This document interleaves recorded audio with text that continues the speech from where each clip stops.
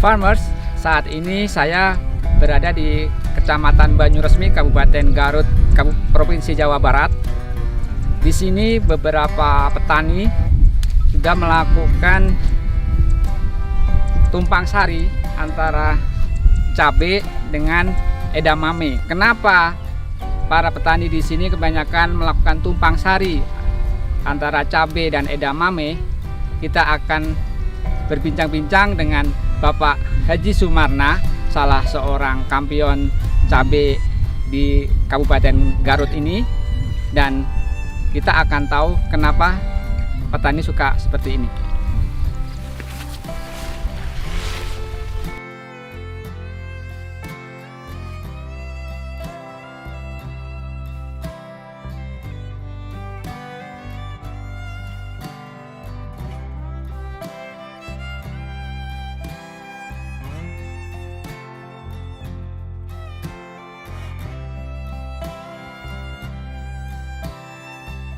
Farmers, bersama saya Bapak Haji Sumarna, salah seorang kampion cabai di Kabupaten Garut, Provinsi Jawa Barat.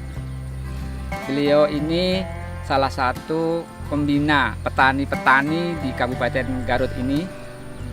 Dan kita lihat di sekitar sini banyak tanaman cabai yang ditumpang sari dengan edamame atau tanaman yang lainnya. Selamat siang Pak Sumarna.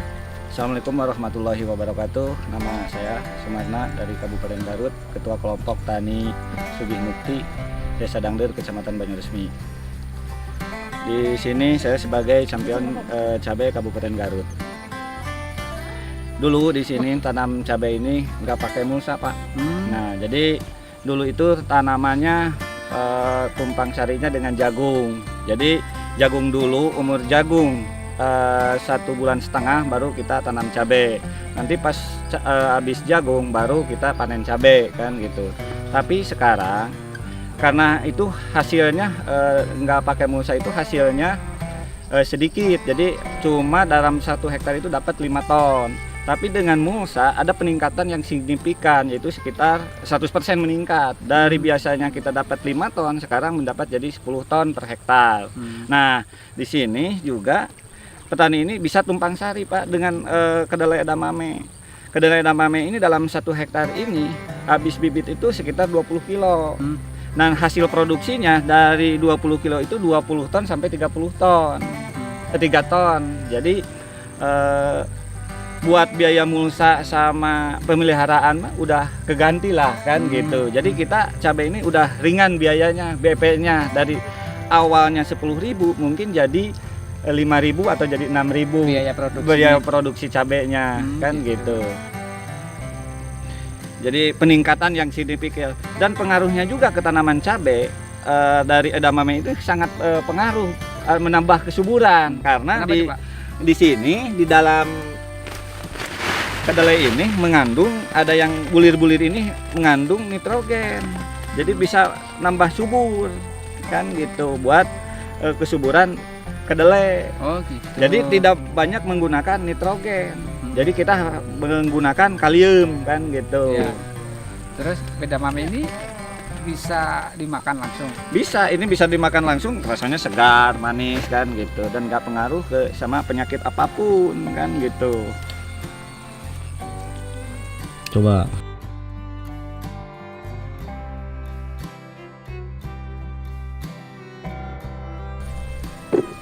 Rasanya manis kan ini. Farmers, edamame ini walaupun baru dipetik dari pohonnya, rasanya sudah manis. Dan pastinya tidak mengganggu perut saya.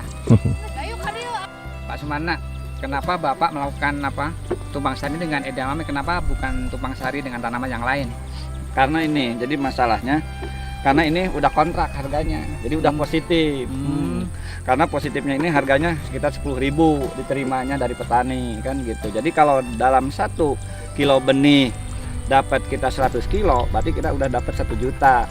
Kalau dalam 1 roll mulsa ini kita dapat 300 kilo.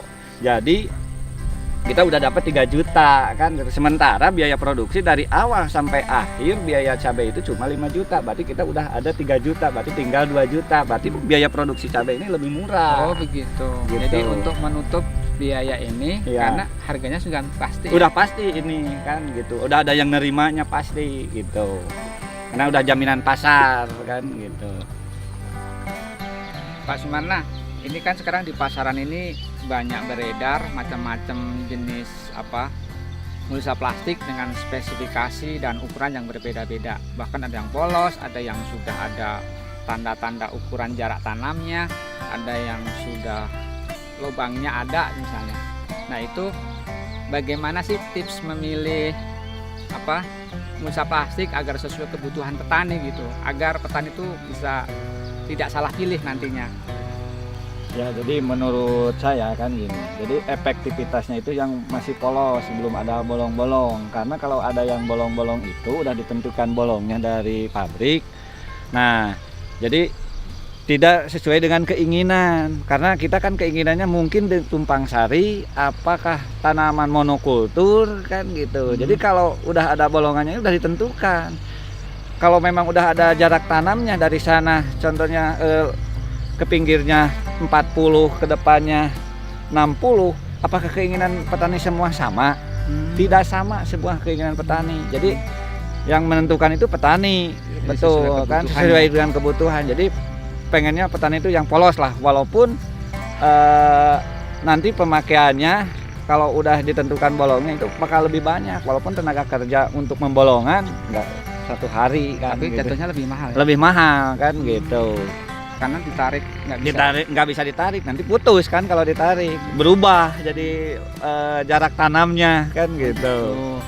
Kalau yang udah ada penandanya itu nanti malah nggak kepake juga ya? Enggak, jadi ada yang ukuran di sana 1 sampai 10 contoh kan gitu. Karena pemotongannya juga nanti pasnya di mana kan gitu. Karena ketarik-tarik. Enggak ketarik-tarik kan gitu. Jadi hitungannya tetaplah ada ukuran, kita bawa ukuran kalau mau membolongin kan gitu. 60 ya pasnya di mana kan, tetap lebih baik polos lah kan gitu. Kalau petani-petani di sini kebanyakan pakai mulsa apa? Nah, petani di sini kebanyakan pakai mulsa merek Cahaya Lumba, Pak. Kenapa? Karena harganya itu sangat terjangkau. Nah, saya dulu pernah coba merek-merek yang lain. Setelah ada ini harganya sangat terjangkau di masyarakat kan gitu. Kualitasnya sama kan gitu. Kenapa kita nggak pilih yang lebih murah, yang terjangkau? Ini Cahaya Lumba juga bisa dipakai 3 kali.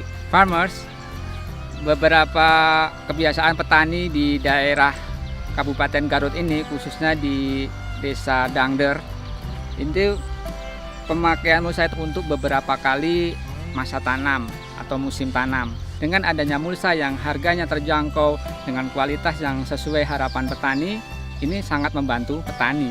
Harapan Bapak untuk pertanian di sini ini kedepannya bagaimana, Pak? Ya, harapan saya ini kan gini, masalah cabai kita bisa ekspor ke luar negeri kan gitu. Edamame bisa peluang pasarnya terbuka sampai ke luar negeri kan gitu. Sementara saya ini kan edamame ini masih dikuasai oleh lumbung padi lah kalau di Garut. Nah, jadi kita masih nggak bisa mengakses ke yang lain. Mudah-mudahan ke depan bisa kita terbuka lah ini pasar edamame ini kan, jangan sampai ada monopoli kan gitu. Termasuk harga cabai yang stabil. Nah, harga cabai yang stabil. Jadi petani ini sangat menjanjikan lah untuk tanam cabai kan gitu.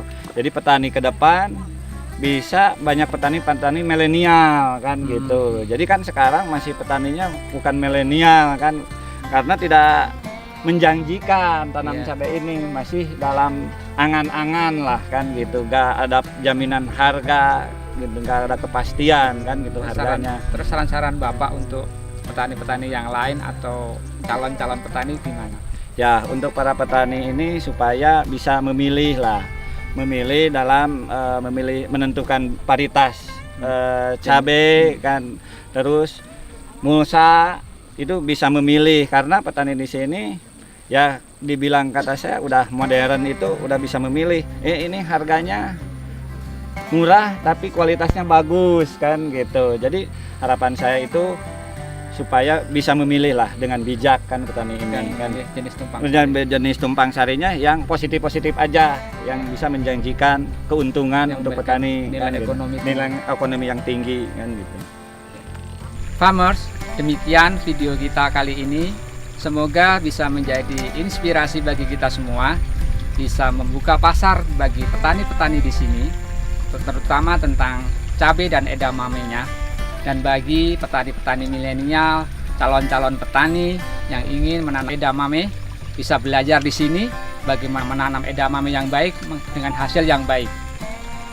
Bersama AgriStream TV, jangan lupa like and subscribe and share.